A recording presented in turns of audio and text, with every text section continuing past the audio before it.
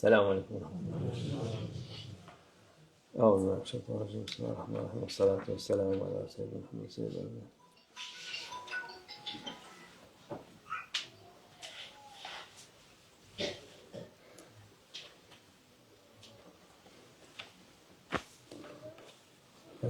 قال صلى الله عليه وسلم الذي رسول الله قال رسول الله صلى الله عليه وسلم اتق الله يا أبا الوليد لا تأتي مكانا ببعير تحمله وله رعاء وبقرة لها أخوار وشاة لها نواخ. Peygamber sallallahu aleyhi ve sellem buyuruyor ki Allah'tan kork ey Ebu'l-Velid, zekat malına hıyanet edip de kıyamet gününde böğüren deveyi veya möyleyen ineği veya meyleyen koyunu boynuna taşıyarak huzura çıkma diyor. Yani bu şey, onları vermeyen, zekat vermeyen inek şeyleri, onlar boynunda, onlar böyle bağırarak hayvanlar boynunda insan gelir. Onun için onları dünyada onu ver diyor Peygamber sallallahu aleyhi ve sellem. Kâle Resulullah sallallahu aleyhi ve sellem ardu musaddikikum. Peygamber sallallahu aleyhi ve sellem buyuruyor ki zekat memurlarını razı ediniz. Zekat memuru, zekat toplayan insan, onun da o ücreti o şeyden çıkıyor, zekattan çıkıyor. Onu da zekat razı edin diyor Peygamber sallallahu aleyhi ve sellem. Onun hakkını verin diyor. Kâle Resulullah sallallahu aleyhi ve sellem innel cane yetekhavvadûne fî mâlillah beğer hak felehum nâr yevmel kıyâme.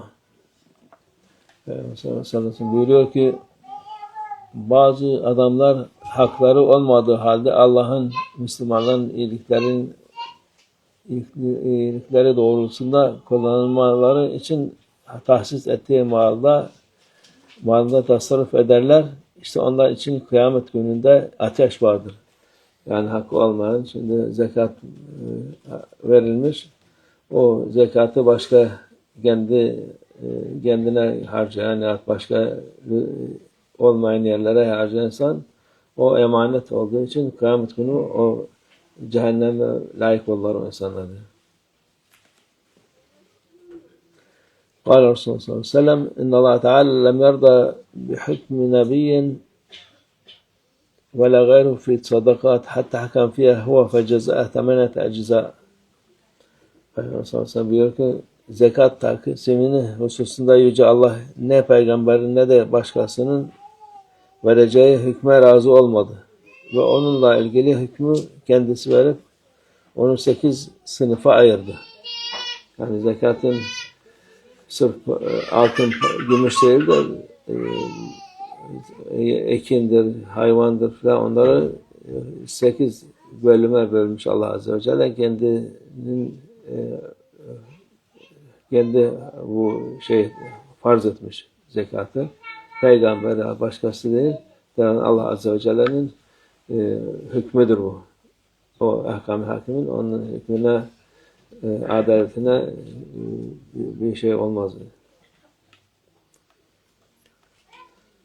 Kâle Resulullah sallallahu aleyhi ve sellem el-khâzinul muslim el-emîn ellezî yu'tiye mâ emre bihi kâmilen muvaffaran tîbeten bihi nefsehu feyedfa'uhu ilâ ellezî umre en lehu bihi ahadel mutasaddikîn. Peygamber sallallahu aleyhi ve sellem buyuruyor, Müslüman emin hazinedardır. Yani o emanet alan insan emin hazinedar, bu hazineyi bekleyen, verilmesi emredilen sadakayı gönül hoşluğuyla emredildiği kişiye eksiksiz ve tam olarak vermesi halinde sevap olarak sadaka veren kişi gibidir. Yani bu sadaka malı alıp da o emanet olarak başkasına verilecek yere verilip de gönül hoşluğuyla, şimdi bazıları bu kadar parayı nasıl vereceğiz oraya, içinde bir şey olur. O olmadan veren insan o sadakayı, zekatı veren adam kadar da ecir sevap kazanmış olur.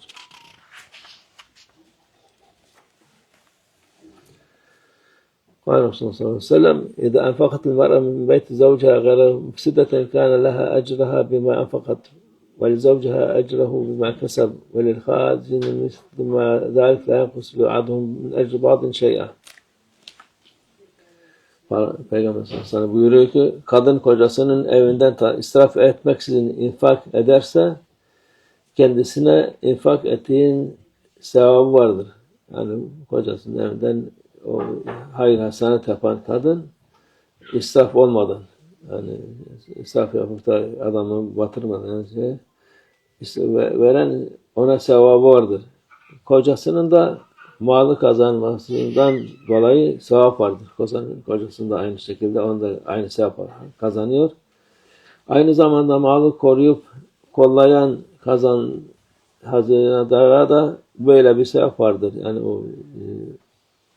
ona zekat memuriyet, o sadakayı alıp da başkalarına veren insan da o sevabı da gene aynıdır. Yani üçünün bu Peygamber sallallahu buyuruyor ki bunlardan birinin sevabı diğerinin sevabından bir şey eksiltmez. Yani hepsi aynı şeydir. Ama birine verilirse ötekisinden eksilecek değil. Hepsi aynı sevapı kazanmış olur. قال الرسول صلى الله عليه وسلم إنما أنا مبلغ والله يهدي وإن أنا قاسم الله يعطي. Peygamber sallallahu aleyhi ve sellem şüphesiz ki ben bir tebliğ edeceğim. Yani Allah'ın emirlerini tebliğ edeceğim diyor. Hidayet veren ise Allah'tır. Peygamber sallallahu aleyhi ve sellem onu tebliğ ediyor. Onun karşılığında hidayete nasip olan Allah hidayeti kime nasip ederse Allah'tandır. Ben yalnız taksim edeceğim. Kasım'da değil taksim edici. Hakiki veren ise Allah'tır. Yani sen eline gelip de malından verdin mi? O da Peygamber sallallahu aleyhi ve sellem dediği gibi yani sen vasıtasın. Allah'a veren Allah'tır. Seni bir vasıta yapmış. Sen de o şeyden dolayı sevap kazanmışsın. Yani verdiğin vakit senin Allah sana kısmet etmiş. Güzel şeyi sana sevaplar da olmuş.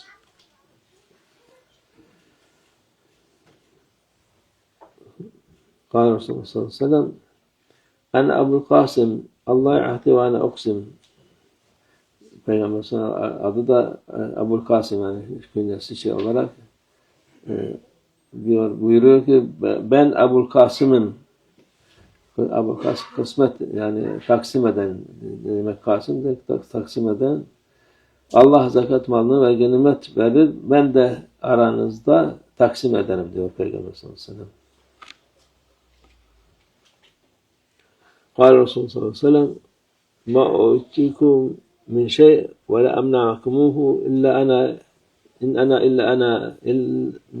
إلا خازن أضع حيث أمرت. Peygamber sallallahu aleyhi ve sellem buyuruyor ki ben size bir şey ne verebilir ne de sizi ondan men edebilirim diyor Peygamber sallallahu aleyhi ve sellem.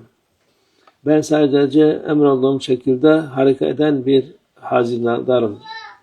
Yani Allah onu Peygamberimiz sallallahu aleyhi ve sellem hiçbir şey bırakmazdı elinde.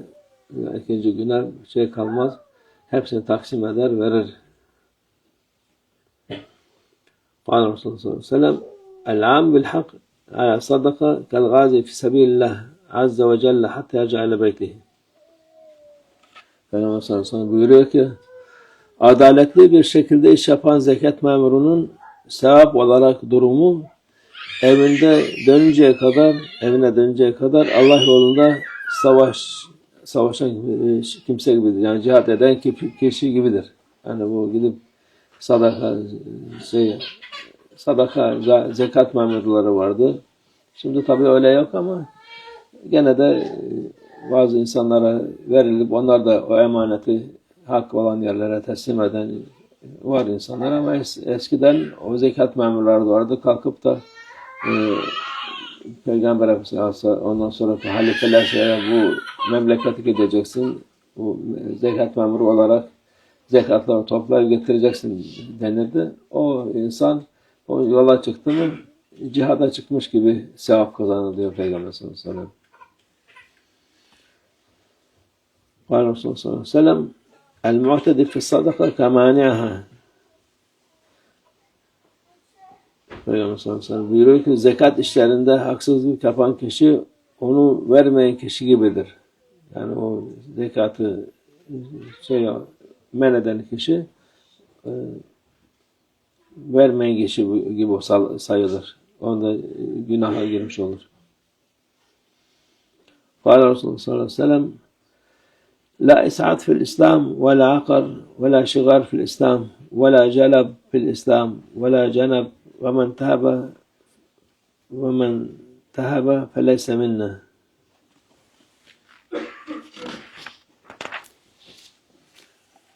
Peygamber sallallahu aleyhi ve sellem buyuruyor ki İslam'da ağıt yakma, mezarın üzerinde kurban kesme, şigar, zekat mallarını zekat memnundan ayağına götürme, celep veya memurun olması için bütün zekatlarını bir yerde toplama cennet yoktur. Yağma yapan da bizden değildir.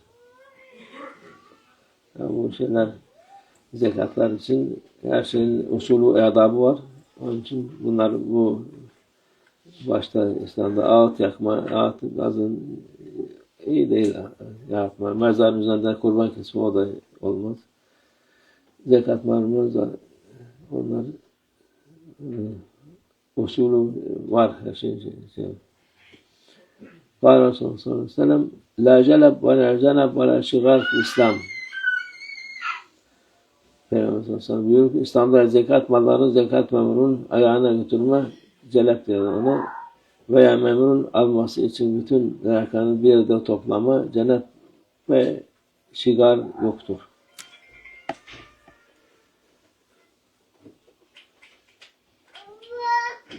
Yani onun tabii o şimdi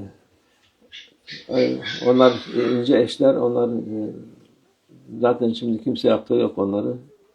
Onlar eski yapılan şeyler de şimdi herkes zekatını veren veriyor, vermeyen Allah akıl fikir versin inşallah. Sadaka Resulullah kıyma kâle o kâma kâle.